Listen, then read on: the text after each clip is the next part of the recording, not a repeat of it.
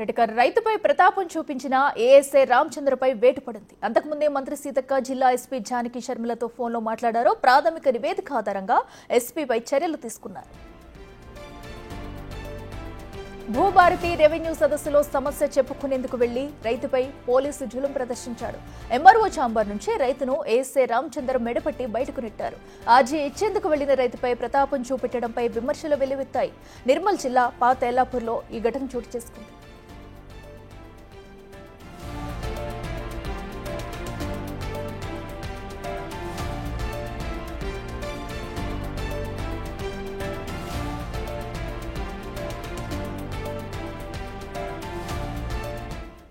పాతేళ్లపూర్ village లో జరుగుతున్న Bhubharati సదస్సుకి attend అయిన ఒక రైతు అక్కడ ఉన్న తహసీల్దారు రెవెన్యూ సిబ్బందితోటి ఆర్గ్యుమెంట్ చేస్తూ ఉన్నప్పుడు ఆయన తహసీల్దారు పోలీస్ సిబ్బందికి అక్కడి నుంచి ఆయన పంపించేయమని చెప్పడం జరిగింది. పంపిస్తున్న క్రమంలో ఏఎస్ఐ రామచందర్ అతన్ని చాలా దురుసుగా నెట్టివేయడం జరిగింది. ఇట్లాంటి చర్యల్ని పోలీసులు కూడా ఎవరు హర్షించరు.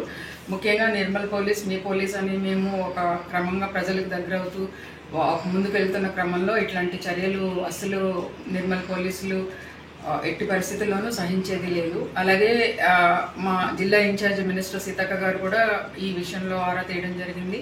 మా ఉన్నతాధికారులు కూడా క్రమశిక్షణ చర్యలు తీసుకోమని చెప్పడంతో మేము ఈ ఘటన మీద రిపోర్ట్ తయారు చేసి దీని మీద ఎంక్వైరీ చేసి బాసర రేంజ్ డిఐజీ గారికి ఇది క్రమశిక్షణ చర్యల కోసం సిఫారసు చేయడం జరిగింది.